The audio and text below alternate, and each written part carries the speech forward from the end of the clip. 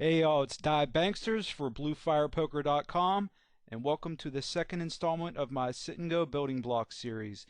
In this episode, we're going to give you an introduction to ICM.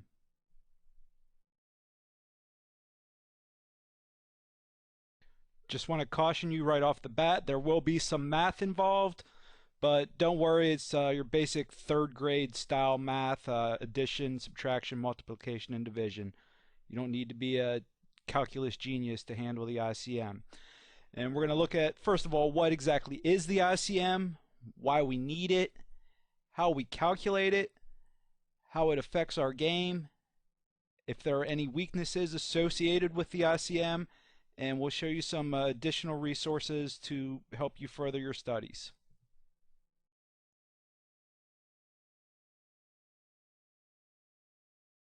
So what exactly is the ICM? Well, the ICM stands for the Independent Chip Model, and it's a mathematical formula that attempts to give real dollar values to the chips in your stack. And it uses the stacks of all the players remaining in the tournament, as well as the payout structure of the tournament as the input for the formula, and it gives you your tournament equity as the result.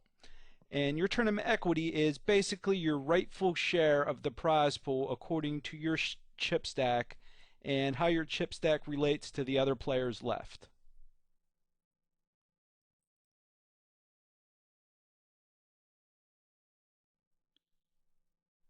It's fairly common practice for the remaining players in the tournament to strike some type of deal to chop up the prize pool, and there were a lot of poker theorists and really smart math guys that tried to develop a fair system for making these deals. ICM got its start in 1987 when Mason Malmuth released his book Gambling Theory and Other Topics, where he introduced a formula for making these type of deals that is almost identical to what ICM is known as today. ICM became the accepted standard in the early part of the 2000s, in the early part of the 21st century, and it was in large part due to the work of such posters on 2+2 as Death Grind, Bozeman, and East Bay.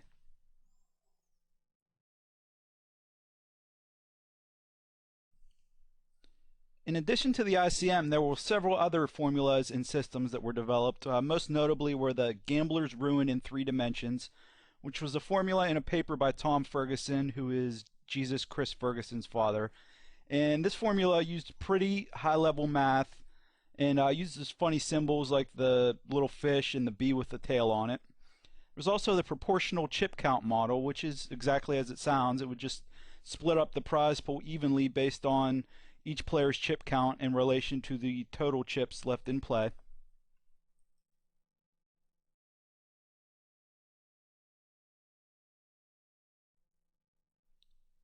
And there was also the Landrum-Burns model, which would divide first place according to the chip stacks and then divide the remaining prizes equally amongst the players.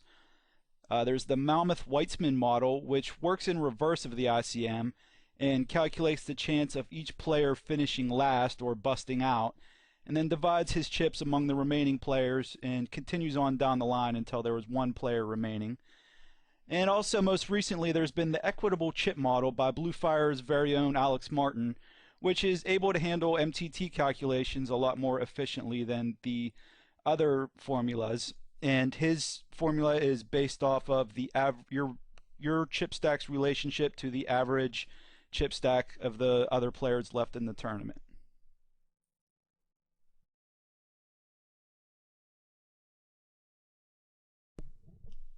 So you might be saying to yourself, we're not making deals in these sit and goes, so why do we need the ICM anyways? I mean, chips already have a value, right? Well, that's wrong. Chips in a tournament do not match their face value in real value, and let's see why. We usually start a tournament with $1,500 in chips, and at the start of a $100 10-man sit and go, each one of these chips is really only worth about 6.7 cents per chip. When we do that by multiplying how many chips we have by how many seats are at the table, we get 15,000 total chips. And there's $100 or $1,000 prize pool, so we divide that $1,000 prize pool by that 15,000 chips.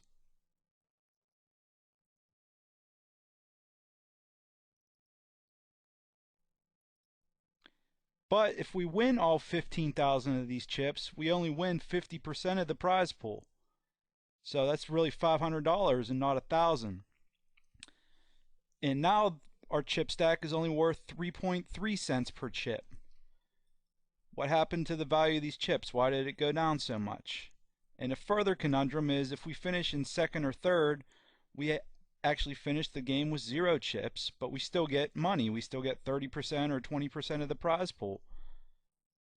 So because of this effect, each chip that you add to your stack is worth less than the previous chip in your stack.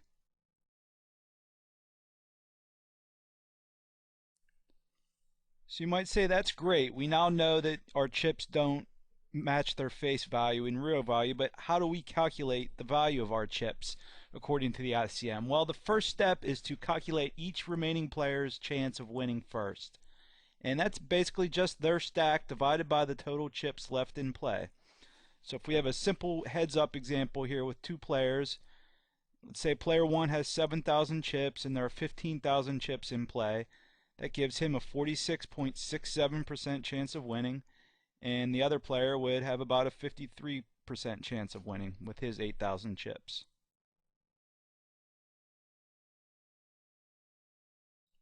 So the next step is to figure out each player's chance of taking second if another one of the players wins. And we have to remove the winning player's chips from the total in the equation since those chips are already spoken for since we have a winner. So in our heads up example, if player 2 wins, there are 7,000 chips left. And that would be a 100% chance for player 1 to take second since that's the only place he can finish in.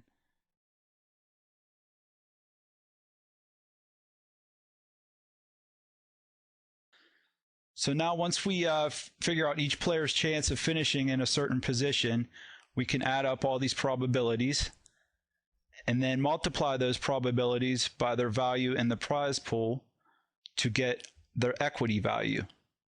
And basically that's what we're looking to get down to by using the independent chip model, is to figure out what our current equity is in the tournament, how much of the prize pool is rightfully ours according to our chip stack. And we can take it a step further and multiply that equity value by the total prize pool to give the chips sort of a real dollar value. So it's all broken down in the chart here for you. Take a minute to look that over. So when there were 2 players left, it's a very easy calculation, and heads up is actually the only section of the game where your tournament equity is in direct relation to the size of your chip stack. And because of this, the heads up phase of the game can be treated just like it's a cash game. Pot odds are exactly as they seem, and calculations become much easier because your chips have a direct value. But when we get 3 or more players involved, that's when things get more challenging according to the ICM.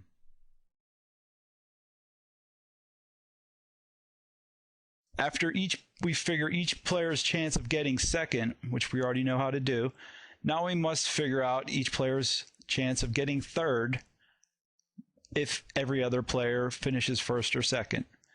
And we're repeating this cycle through until we get to the last payout spot. In a typical tournament, it's only going to go down to 3 payout spots, but ICM is actually effective all the way up to 9 or 10 payout spots.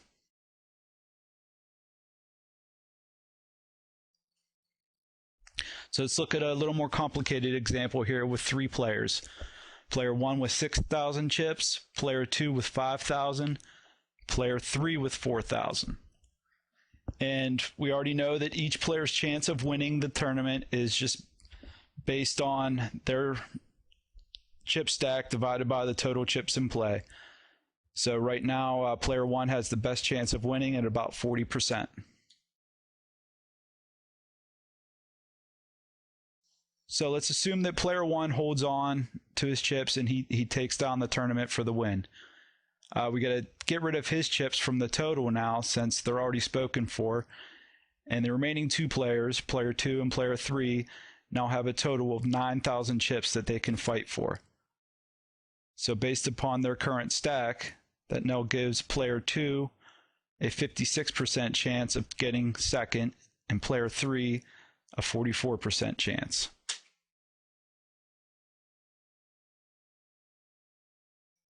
So we're going to break down the situation here if player 1 wins.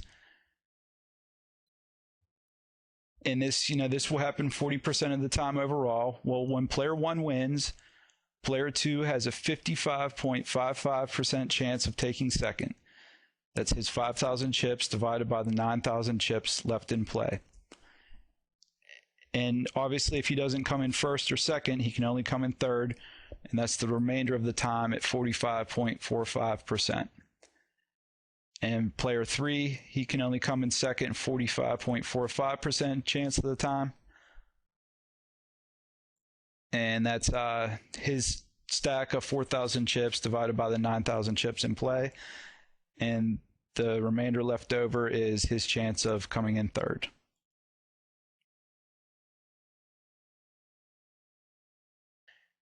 Player 2 actually has a chance to win the tournament still. So now we repeat this process, only this time we take player 2's chips away from the total. So now player 1 and 3 have a total of 10,000 chips left that they can use to battle for second place. So player 2 is going to win a third of the time. And when he wins, player 1 has a significant advantage, so he's going to take down second 60% of the time. And player 3 will get second the other 40%.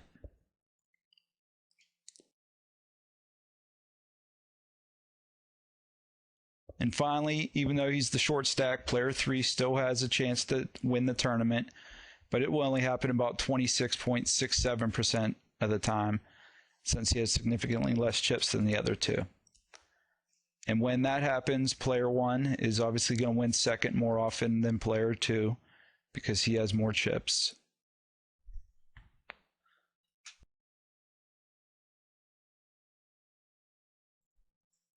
So let's bring it all together into a complete chart here, which lists every possible situation that could happen with 3 players left.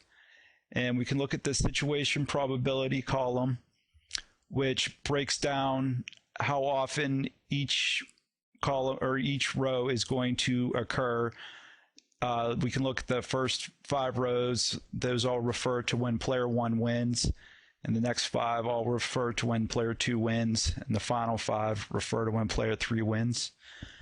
Take a minute and kind of try to absorb this. Okay, your minute's up. If you didn't take a minute, learn how to use your pause button. So now we can add up each of those individual equity numbers we got on the last chart for each player and multiply each of those equity numbers by the value of the prize pool. And the result is a real dollar value that we can assign to each player's chip stack. So player 1's chip stack of 6,000 chips is worth $372.40 at this point in the tournament. And that breaks down to about 6.2 cents per chip. And we can see player 3, even though he has only 4,000 chips, he still has about 29% equity in the tournament, and his chips are actually worth 7.3 cents each. He's got almost a full penny of value above player 1, and this distortion in the value of our chips gets greater the shorter your stack gets. And that's why we say that the chips at the bottom of your stack are worth much more than the ones at the top of your stack. Next, we'll talk about some weaknesses that are commonly brought up in discussions about the ICM. And these are the facts that it's impossible to calculate the ICM in real time, that the model can undervalue big stacks and overvalue short stacks. There's no way to factor in skill into the ICM equation. And ICM also ignores your position and the size of the blinds.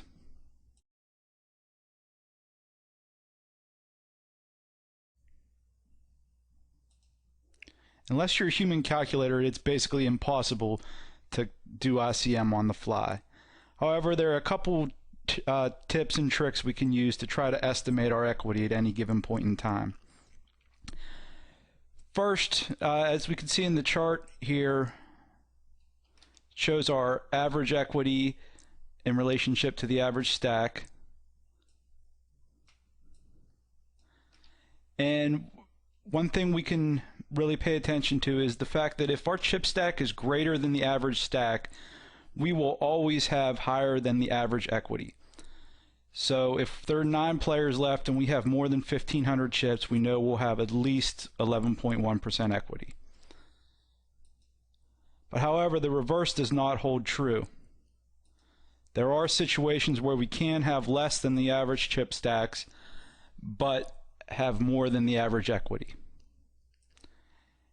And it's important to note in this chart that the 40%, the average equity when there's 2 players left, is because 20% of the prize pool has already been claimed by whoever took 3rd place. So therefore we're only fighting for a total of 80% when we are heads up.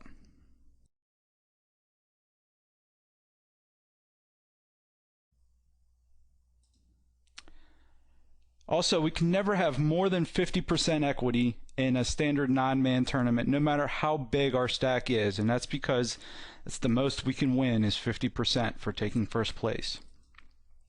When we're 3-handed, we'll never have less than 20% equity because that's what we're already guaranteed to win by taking 3rd place.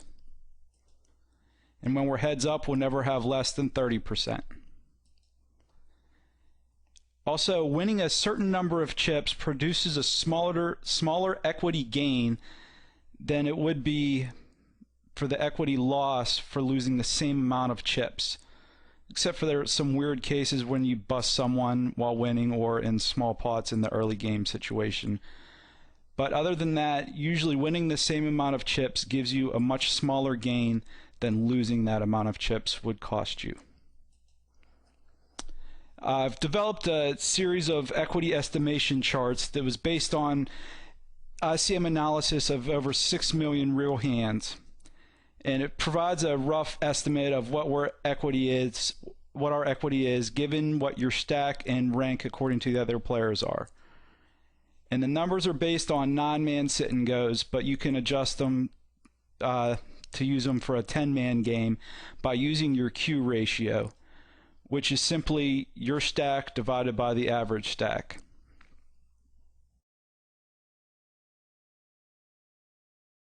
Example of the chart for when there are 9 players left. You can find your Q value or look at the column for your stack and find what's closest to your situation, and then the values across the top row are your rank according to the other players. So let's, for instance, say, what if we had a stack of 1875 and we're in 3rd place? You can see we would have 13% equity. And this entire chart will be available for download all the way from the 9-player chart all the way down to a heads-up chart. Actually, all the way down to 3-handed, because heads-up chart we really don't need it. And I'll post the link for that in the comment thread for this video.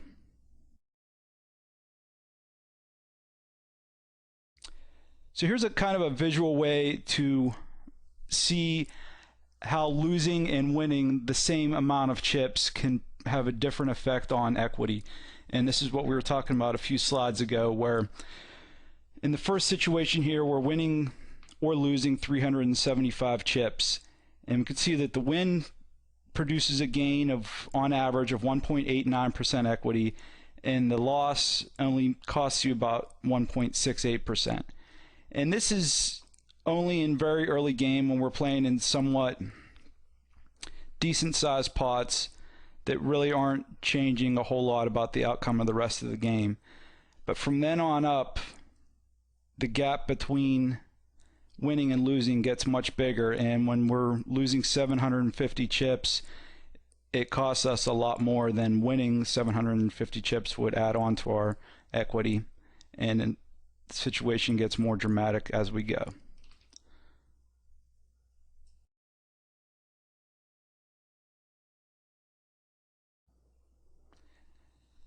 So now let's imagine a mythical game where we win the first 8 hands. each time by stacking another player. We're going to take the most extreme situation here and see what type of effect this would have on our ICM equity. And for each hand, it's only us versus one other opponent. There are no other opponents that get involved in the hand, so the other player's stacks do not change at any point during the hand. So at the start of the game, all players have 1,500 chips, and therefore they have 11.11% equity. So how much does each stack we gain change the situation? Well, after the first hand, our stack now equals 3,000 chips, and the remaining 7 players each have 1,500 chips. So that gives us 20.28% equity, and the other remaining players have 11.39% equity.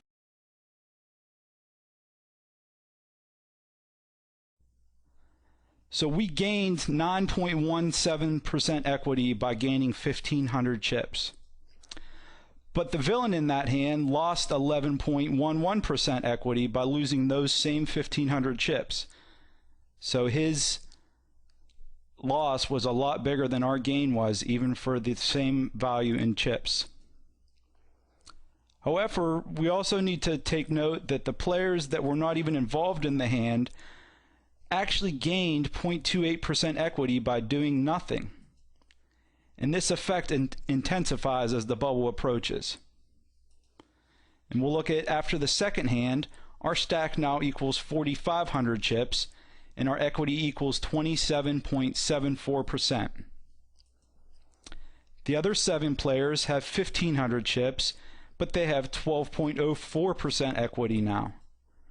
So we only gained 7.46% this time, opposed to the 9% that we gained last time, by gaining the same 1,500 in chips. But the remaining players gained 0.65% by doing nothing. They get rewarded basically more than we do in proportion. And the villain now lost 11.39% equity, so he lost more by losing 1,500 chips this second hand than the guy did by losing the same chips in the first hand. So here's a chart that would show how the game plays out. You can see what our stack would be after each hand, what our equity would be, and how much equity we gained by gaining that stack on the last hand. Then we can also see what the players that weren't even involved in their hand, what their equity now becomes, and how much equity they gain, and then how much equity the villain would lose. The most important thing to notice here is after the bubble bursts, villain loses 19.25% equity, whereas we only gain 3%. But the players that weren't even involved each gain 8.11% equity. They weren't even involved in the hand, but yet they gain more from the hand than we do. And we're going to show this in a couple graphical formats to try to make it sink in a little bit more.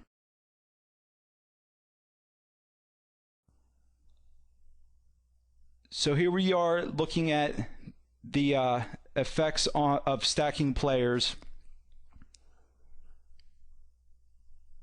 And we can see in the light blue, it's the uninvolved players, it's how much equity they gain for each situation.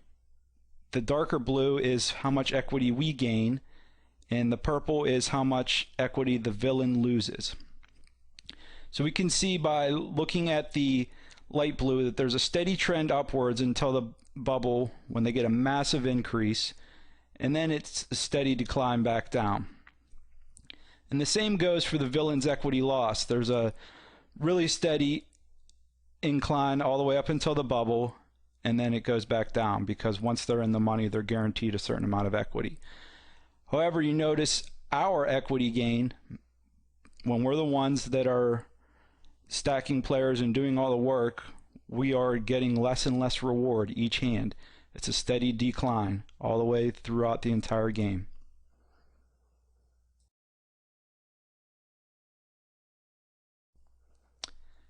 And here's another graphical representation of this. We can see that, even though the uninvolved players' stack doesn't change throughout the whole game, with the purple bars, we can see that their equity has a consistent gain all the way across until we get into the money. Then they get a slight decline in how much they're actually gaining per hand, but without their stack changing at all. And we can compare that with our stack in the blue, and we can see how there's less of a reward the more we're gaining.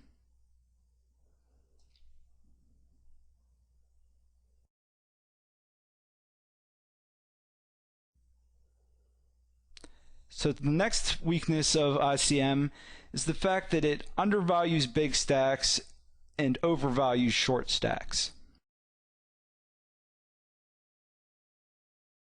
So this is a chart comparing our percentage of the average stack, or our Q ratio, to our percentage of the average equity with different given stack sizes along the bottom. When we're relatively short stack, 375 chips, all the way up till we have about an average stack, you can see that we have a higher percentage of average equity the whole way along the way. And this is due to the fact that the ICM is simply overvaluing the short stacks. And you can see that the bigger our stack gets as a percentage of the average stack, the less and less we get rewarded for having that much more of an average.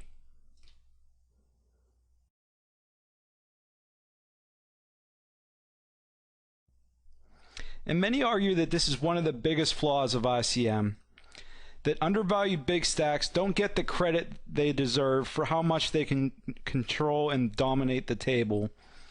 But expert players can compensate for this, usually by ignoring ICM altogether or altering ICM to fit their needs in certain situations.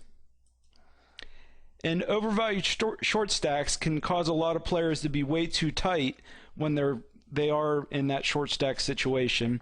But again, expert players can compensate for this by pushing wider when they realize that they're losing all fold equity, or calling wider when they're getting great odds, and so forth. There are many different situations that good players can compensate in this type of environment. One can really argue that this isn't a weakness of the ICM itself, but rather a weakness of any expected value system that uses ICM. Some systems can use future game simulations, which attempt to adjust your equity at the current time based on events that are likely to happen in the next few hands. So it can adjust down a short stack, adjust down the value of its equity based on the fact that it's likely to face an all-in situation sometime soon. Or it can also adjust up the value of the big stack based on the fact that it's able to dominate the table and will likely gain a lot more chips in the next few hands. Maybe we need a study on real hands is needed to build a better model to see how much each certain stack level is really worth on the long term. But for now, we just need to recognize these weaknesses and adapt our game to them.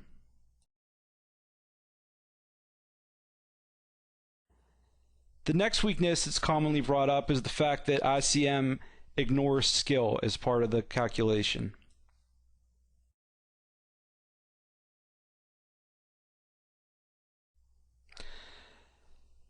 Since ICM doesn't use skill level in valuing stacks, the equity produced by the model is inherently flawed, is what a lot of people argue. That expert players can come back easily from short stack situations, and they can dominate the table a lot more when they have a big stack. So by leaving out skill from the equation, we're really not accounting for these factors. But there's no easy way to quantify skill, and all the inputs for the ICM formula are very easy to quantify numbers, such as your stack and the payout structure. And again, this isn't really a weakness of ICM itself, but it's really a weakness of players' failure to adapt to the competition. It has nothing to do with the ICM formula itself, but it's more to do with not assigning accurate ranges and not using expected value calculations correctly. And ICM makes no claims or attempts at modeling your opponents, only the value of their stack relative to the value of your stack. And unlike poker as a whole, ICM is a zero-sum game. Luck and skill have no effect on the math, and the total amount of equity lost in one hand by one player will be gained by all the other players.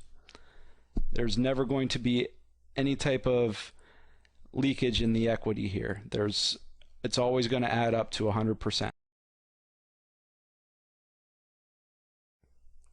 And the last two major weaknesses of ICM that are commonly brought up are the fact that it ignores position and ignores the blinds, or the size of the blinds. And those two are really interrelated, so we're going to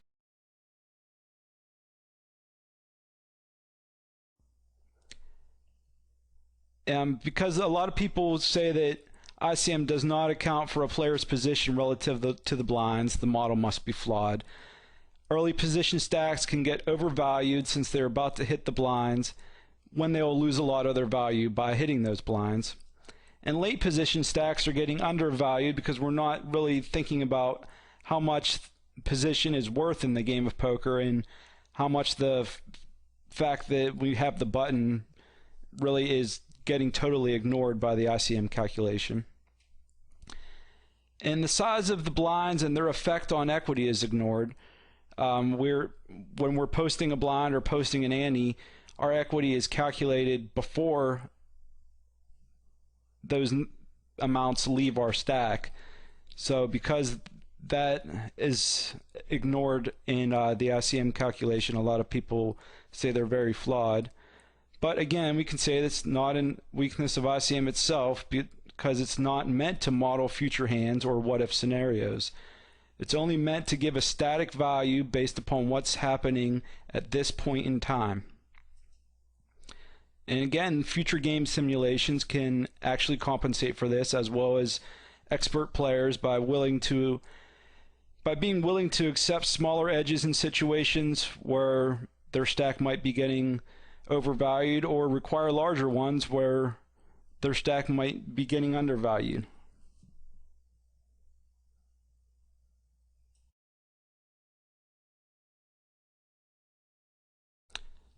So now that we mostly understand where ICM comes from, how does ICM really affect our game? Well, first off, we must really remember that chips do not match their face value in a real dollar value. And that distorts pot odds, so we really need a better price to call a bet in most situations than we would in a cash game where chips are worth their face value. And draws become a lot more costly to chase.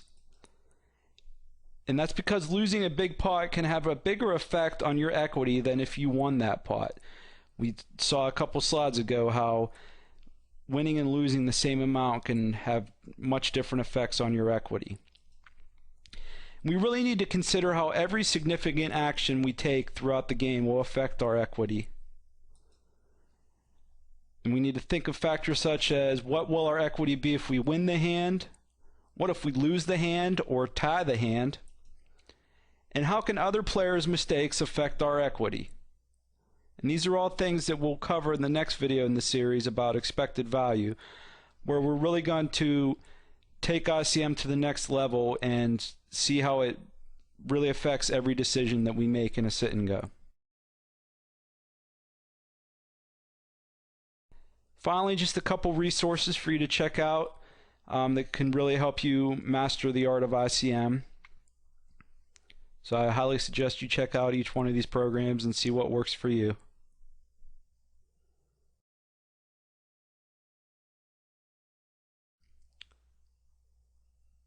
So I just want to thank you for your time today and remind you that real life experience and practice is the best way to learn ICM. So get out there and grind some games. Again, this has been Die Banksters for BlueFirePoker.com, and we'll see you next time.